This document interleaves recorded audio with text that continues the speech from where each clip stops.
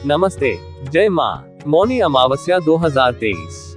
आज हम आपके लिए भक्ति संबंधित एक और नए और बहुत ही महत्वपूर्ण विषय पर चर्चित वीडियो लेकर आए हैं। आशा है इस जानकारी द्वारा आप सब इस विषय को सटीक जान पाएंगे।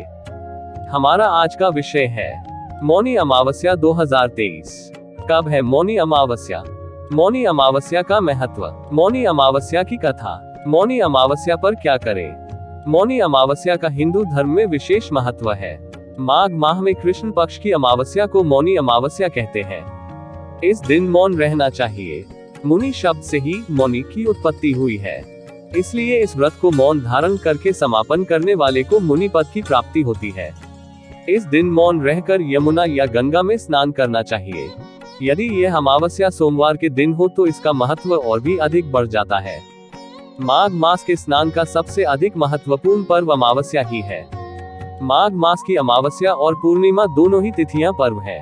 इन दिनों में पृथ्वी के किसी न किसी भाग में सूर्य या चंद्रमा को ग्रहण हो सकता है।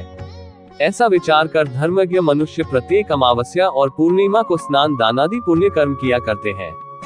मौनी अमावस्या के स्नान को कुंभ के सभी स्नानों में से सबसे महत्वपूर्ण स्नान माना गया है। माना जाता है कि इस दिन के ग्रह योग से गंगा का जल अमृत के समान हो जाता है और इस दिन स्नान करने का विशेष पुण्य मिलता है।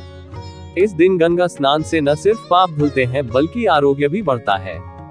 माघ मास कृष्ण पक्ष अमावस्या तिथि शनिवार दोपहर 2:32 से प्रारंभ होकर रविवार दोपहर 12:52 तक रहेगी। यानी इसी बीच शाही स्नान का भी मुहूर्त रहेगा। अनेक वर्षों बाद ऐसा शुभ अवसर आया है जब मौनी अमावस्या पर ग्रह नक्षत्र कल्याणकारी भूमिका में है, जो मानव की हर कामना को पूर्ण करेंगे। महत्व, चंद्रमा को मन का स्वामी माना गया है और अमावस्या को चंद्र दर्शन नहीं होते, जिससे मन की स्थिति कमजोर होती है। इसलिए इस दिन मौन व्रत रखकर मन को संयम में रखने का विधान बनाया गया है। शास्त्रों में भी वर्णित है कि होठों से ईश्वर का जाप करने से जितना पुण्य मिलता है, उससे कई गुना अधिक पुण्य मन में हरि का नाम लेने से मिलता है। चूंकि इस व्रत को करने वाले को पूरे दिन मौन व्रत का पालन करना होता है, इसलिए यह योग पर आधारित व्रत भी कहलाता है। मौनी अमावस्या के दिन संतों की तरह चुप रहें तो उत्तम है। अगर चुप रहना संभव नहीं है तो कम से कम अपने मुख से कोई भी कटु शब्द न निकाले। इस दिन भगवान विष्णु और शिव दोनों की पूजा का विधान है। वास्तव में शिव और विष्णु दोनों एक ही हैं, जो भक्तों के कल्याण हेतु दो स्वरूप धारण किए हुए हैं।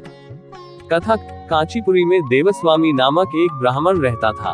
उसकी पत्नी का नाम धनवती था। उनके 7 पुत्र तथा एक पुत्री थी।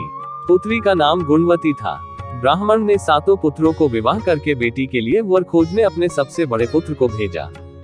उसी दौरान किसी पंडित ने पुत्री की जन्म कुंडली देखी और बताया, सप्तपदी होते होते यह कन्या विधवा हो जाएगी। तब उस ब्राह्मण ने पंडित से पूछा, पुत्री के इस वैधव्य दोष का निवारण कैसे होगा?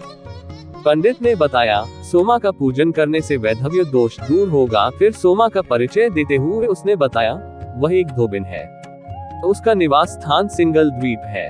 उसे जैसे तैसे प्रसन्न करो और गुणवती के विवाह से पूर्व उसे यहाँ बुला लो। तब देवस्वामी का सबसे छोटा लड़का बहन को अपने साथ लेकर सिंगल द्वीप जाने के लिए सागर तट पर चला गया। सागर पार करने की चिंता में दोनों एक वृक्ष की छाया में बैठ गए। उस पेड़ पर एक घोंसले में गिद्ध का परिवार रहता था। उस समय घोंसले में सिर्फ गिद्ध के बच्चे थे। गिद्ध के बच्चे भाई बहन के क्रियाकलापों को देख रहे थे। सांकाल के समय उन गिद्ध के बच्चों की माँ आई तो उन्होंने भोजन नहीं किया। वे माँ से बोले, नीचे 2 प्राणी सुबह से भूखे प्यासे बैठे हैं।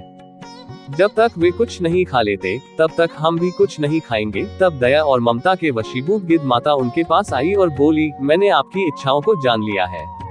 इस वन में जो भी फल फूल कंद मूल मिलेगा मैं ले आती हूँ। आप भोजन कर लीजिए। मैं प्रातः काल आपको सागर पार कराकर सिंगल द्वीप की सीमा के पास पहुँचा दूंगी। और वे दोनों भाई बहन माता की सहायता से सोमा के यहाँ जा पहुँचे। वे नित्य प्रातः उठकर सोमा का घर झाड़कर लीप देते थे। एक दिन सोमा ने अपनी बहुओं से पूछा, हमारे घर कौन बुहाता है, कौन लीपता पोतता है? सबने कहा, हमारे सिवाय और कौन बाहर से इस काम को करने आएगा। किंतु सोमा को उनकी बातों पर विश्वास नहीं हुआ। एक दिन उसने रहस्य जानना चाहा। वह सारी रात जागी और सब कुछ प्रत्यक्ष देखकर जान गई। सोमा का उन बहन भाई से वार्तालाप हुआ। भाई ने सोमा को बहन संबंधी सारी बात बता दी। सोमा ने उनकी श्रम साधना तथा सेवा से प्रसन्न होकर उचित समय पर उनके घर पहुंचने का वचन देकर कन्या के वैधव्य दोष निवारण का आश्वासन दे दिया। किंतु भाई ने उससे अपने साथ चलने का आग्रह किया। आग्रह करने पर सोमा उनके साथ चल दी। चलते समय सोमा ने बहुओं से कहा, मेरी अनुपस्थिति में यदि किसी का देहांत हो जाए तो उसके शरीर को नष्ट मत करना, मेरा इंतजार करना। और फिर सोमा बहन भाई के साथ कांचीपुरी पहुंच गई। दूसरे दिन गुणवती के विवाह का कार्यक्रम तय हो गया। सप्तपदी होते ही उसका पति मर गया। सोमा ने तुरंत अपने संचित पुण्यों का फल गुणवती को प्रदान कर दिया। तुरंत ही उसका पति जीवित हो उठा। सोमा उन्हें आशीर्वाद देकर अपने घर चली गई।